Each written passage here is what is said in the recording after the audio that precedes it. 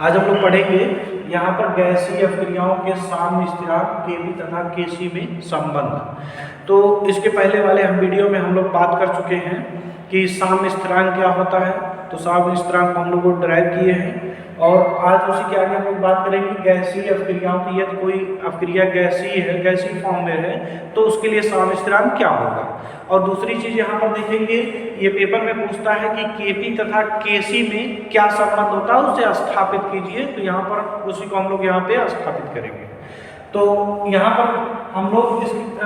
पढ़ चुके हैं, आदर्श गैस के बारे में पढ़ चुके हैं। यानी कि आदर्श गैस समीकरण के अनुसार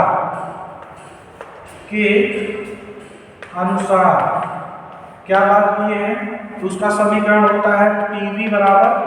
nRT, जहां पे P क्या है, दाब है, V आयतन है, यानी जो मोलों की संख्या है, R क्या है, गैस नियतांक, और T जो है ये ताप है। तो यहाँ पर हम इसको ऐसे लिख सकते हैं, P इक्वल टू के NV जो इधर आ जाएगा अपान V RT होता है। यानी कि यहाँ पर N अपान V, ये N जो है मोलों की संख्या है, V जो है आयतन लीटर में। इसका मतलब अगर से हम इतने की पूरी की बात करें, ये क्या है कि 1 लीटर विलयन में उपस्थित मोलों की संख्या को क्या कहते हैं, मोलर सांद्रता कहते हैं, जिसे हम कैपिटल C से प्रदर्शित करते हैं। कहने का मतलब P बराबर क्या हो जाएगा, CRT, जहाँ पे C क्या है, जहाँ C बराबर है N अपान V। N क्या है, मोलों की संख्या है, और V क्या है, आयतन, V जो है आयतन लीटर में। अब ये इक्वल टू क्या होता है, मोलर सांद्रता के होता है,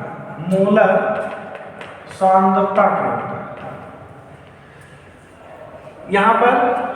अगर से पूछा जाए मोलर सांद्रता किसे कहते हैं, क्या बोलेंगे, 1 लीटर विलयन में उपस्थित मोलों की संख्या को मोलर सांद्रता कहते हैं। इसको दूसरी भाषा में हम कह सकते हैं एक्टिव मास के रूप में भी व्यक्त किया जाता है। तो यहाँ पर इस समीकरण से क्या स्पष्ट हो रहा है, इस समीकरण से स्पष्ट ये हो रहा है कि किसी गैसीय अभिक्रिया के आंशिक दाब, या ऐसे कह सकते हैं स्थिर ताप पर किसी गैसीय अभिक्रिया के आंशिक दाब उसके मोलर सांद्रता के क्या होता है, समानुपाती होता है। कहने का मतलब आंशिक दाब को उसके मोलर सांद्रता के समानुपाती होने के कारण यहाँ पर साम्य स्थिरांक के व्यंजकों में क्या लिखा जाता है, तो यहाँ पर आंशिक दाब P के फॉर्म में यहाँ पर प्रदर्शित किया जाता है। तो उसको कैसे प्रदर्शित करेंगे, जैसे मान लिया गया, यहाँ पर माना कोई गैसीय अभिक्रिया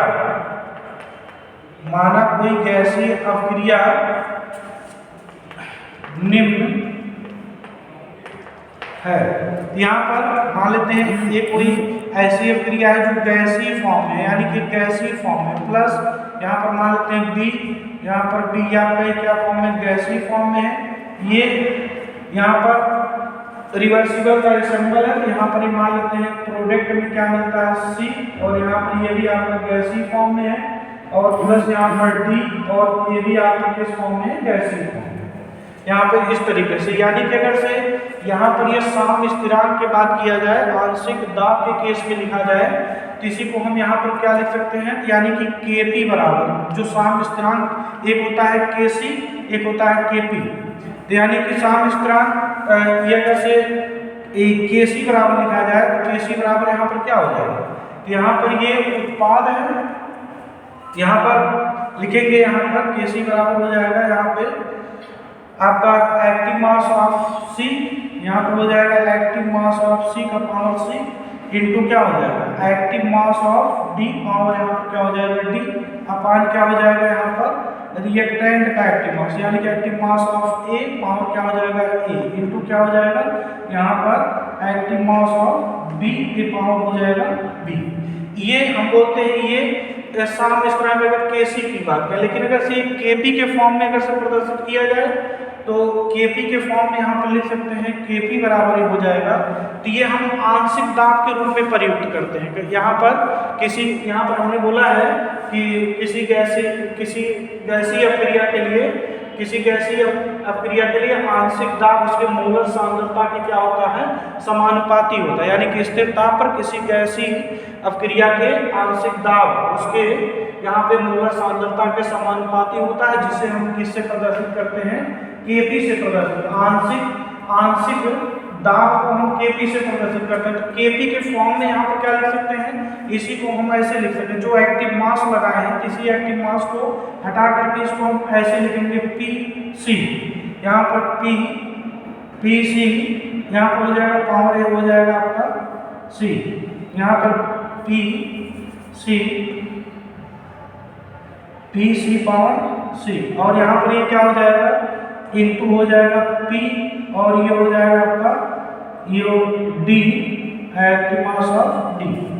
ये एक्टिव मास नहीं बल्कि पावर यहाँ पर D अपान ये क्या हो जाएगा, यहाँ पर A लिखे हैं तो ये एक्टिव मास हट जाएगा। यहाँ पर आंशिक दाब आ जाएगा, आंशिक दाब P A पावर क्या हो जाएगा A, और इनटू हो जाएगा यहाँ पे ये एक्टिव मास जो लिखे हैं ये हो जाएगा यहाँ पर P, और ये हो जाएगा B पावर क्या हो जाएगा D।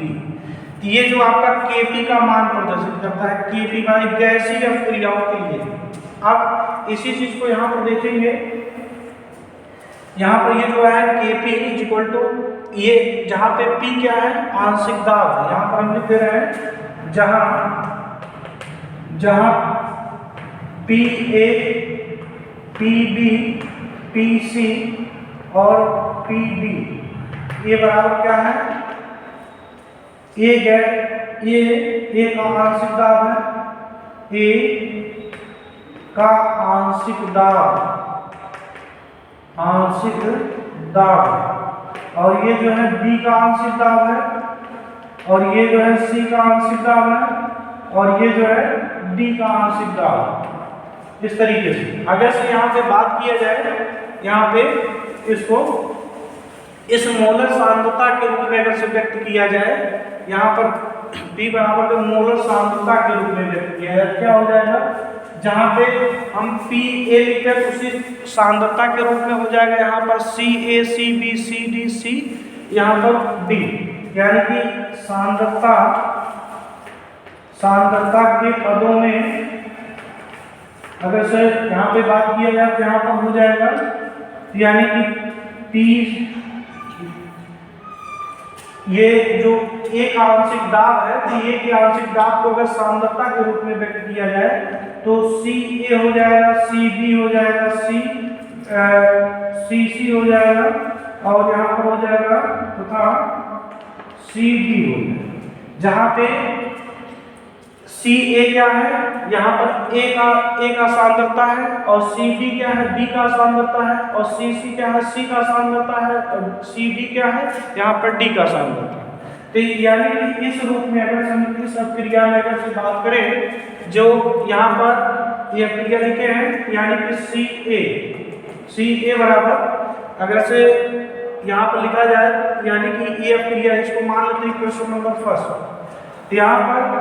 इसका मान अगर से हम समीकरण नंबर 1 में अगर से रखते हैं, तो इसका मान समीकरण नंबर 1 में रखते हैं तो यहाँ पर क्या मिलेगा, P इक्वल टू हो जाएगा CA/RT हो जाएगा। तो यानी कि ये आपका PA बराबर है, और PB बराबर क्या हो जाएगा, यहाँ पर CB/RT हो जाएगा, यहाँ पर PC बराबर हो जाएगा CR/T के केस में हो जाएगा D हो जाएगा, यहाँ पर DC/RT के केस में हो जाएगा। सॉरी, यहाँ पर ये CDRT के केस में। अगर से इसको सांद्रता के केस में भी हम लिख सकते हैं, यानी इसको लिख सकते हैं एक्टिव मास ऑफ C, और यहाँ पर ये हो जाएगा क्या, RT हो जाएगा, या इसको लिख सकते हैं एक्टिव मास ऑफ A, और ये active mass of B RT हो जाएगा, और ये हो जाएगा active mass of C RT हो जाएगा, और ये हो जाएगा active mass of D RT। इस तरीके से अब इस मान को यहाँ पर जो P A P B P C P D, यहाँ पर अगर से इसकी जगह पर हम इसका मान रख दें, मतलब इन सभी का मान यहाँ पर इस समीकरण नंबर 2 में रखने पर, इसको समीकरण नंबर हम 2 मान लेते हैं, यानी कि इन सभी का मान यहाँ पर सी ए आर टी, ये जो यहाँ पर है, यानी कि इसका मान जो समीकरण कहाँ रख देंगे, इस समीकरण में रख देंगे। तो यहाँ पर जो मिलेगा उसको यहाँ पर लिखेंगे। तो यहाँ पर इधर हम मिटा देते हैं, इधर कितना मिटा देते हैं ये, तो इस समीकरण में यहाँ पर रखेंगे तो क्या मिलेगा, यानी कि KP बराबर हो जाएगा, तो PC यहाँ पर PC बराबर क्या है, CC RT लिखा गया है, या active mass of C RT लिखा गया है। तो यानी कि यहाँ पर ये हो जाएगा एक्टिव मास ऑफ C, इसके ऊपर हम लिखे थे, मिटा दिए हैं, तो ये एक्टिव मास ऑफ C हो जाएगा, तो इसका पावर क्या हो जाएगा, ये C हो जाएगा, RT हो जाएगा, और इनटू क्या हो जाएगा, यहाँ पर इसको भी एक्टिव मास में कर दीजिएगा, ये RT, ये हो जाएगा RT, ये पावर हो जाएगा, ये C हो जाएगा, इनटू हो जाएगा यहाँ पर D, और ये हो जाएगा active mass of D, power ये हो जाएगा D, ये हो जाएगा RT पावर ये हो जाएगा D, और अपान क्या हो जाएगा, KP बराबर, ये अपान हो जाएगा यहाँ पर ये A, यहाँ पर ये हो जाएगा A पावर हो जाएगा A, RT ये पावर हो जाएगा A, और इनटू क्या हो जाएगा यहाँ पे एक्टिव मास ऑफ B, यहाँ पे हो जाएगा D, यहाँ पर ये हो जाएगा RT पावर यहाँ पर D, इस फॉर्म में यहाँ पर हो जाएगा। तो इस नीचे वाला हटा देते हैं यहाँ पे, तो यहाँ पर ये आपका हो जाएगा KP, तो KP बराबर हो जाएगा, इसको हम ऐसे लिख सकते हैं कि यानी कि एक्टिव मास ऑफ C, और इसको हम उधर कर देते हैं, यानी कि ये हो जाएगा एक्टिव मास ऑफ D, और ये हो जाएगा D अपान, इसको लिख सकते हैं यहाँ पर A, active mass of A power A, और active mass of B power क्या हो जाएगा यहाँ पर B, और ये ऊपर क्या हो जाएगा यहाँ पे RT ये हो जाएगा पावर C लिखा गया है, इनटू लिखा गया है RT पावर क्या लिखा गया है D, और नीचे लिखा गया है इनटू RT पावर ये हो जाएगा A, इनटू हो जाएगा RT पावर हो जाएगा B। तो ये ऊपर नीचे दोनों RT है, तो ये ऊपर क्या हो जाएगा, ये ऊपर जाकर के माइनस हो जाएगा, कहने का मतलब ये KP बराबर हो जाएगा, KP बराबर हो जाएगा यहाँ पे active mass of C power C, और active mass of D power ये हो जाएगा D, और अपान ये हो जाएगा active mass of A power हो जाएगा A, active mass of B ये पावर हो जाएगा B, ये ऊपर चला जाएगा, तो यानी कि इसको हम ऐसे लिख सकते हैं RT, और यहाँ पर ब्रैकेट में करके A, मतलब यहाँ पर ये हो जाएगा C प्लस D, ये ऊपर जाके माइनस हो जाएगा -A, और ये हो जाएगा -B। यहाँ पर ये आपका क्या है, उत्पाद के मोलों की संख्या है, यहाँ पर उत्पाद माइनस क्या हो जाएगा, ये अभिकारक हो जाएगा, इधर इसको लिख देते हैं मिटा करके।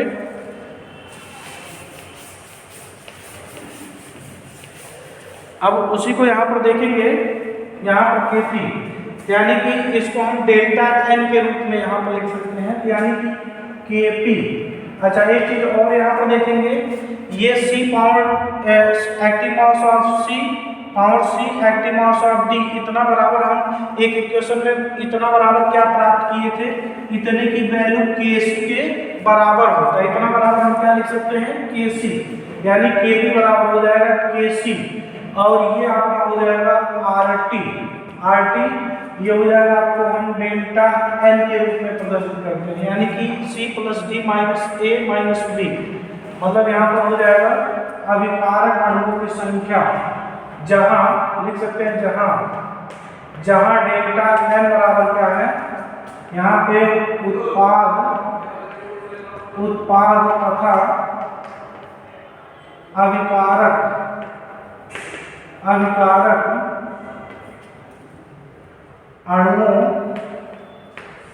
अणुओं की संख्या का अंतर, अणुओं का अंतर, जहाँ उत्पाद तथा अभिकारक अणुओं की संख्या का अंतर। यहाँ पर ये देखेंगे, जो यहाँ पर ये रिलेशन आया है, यही रिलेशन हमारा क्या कहलाता है, Kp तथा Kc में संबंध होता है। तो इसको यहाँ तक हम लोग स्टडी करेंगे। तो